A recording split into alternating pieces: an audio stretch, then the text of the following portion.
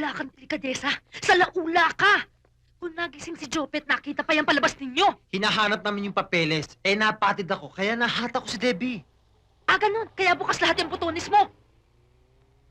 Eh, mainit eh.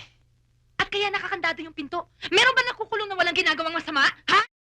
Na naman eh! Wala nang marin sa bunganga mo, kundi puro suspetsa! Eh, Ren! Huwag mo nang i-drawing na maganda yung pangit na nakita ng dalawang mata ko! Buong nga yung mata mo, dinuduling ka naman ng selos! Hoy, gusto ko matulog ah. Pwede ba isara mo yung bunganga mo, baka sapakin pa kita? Ah, ganun.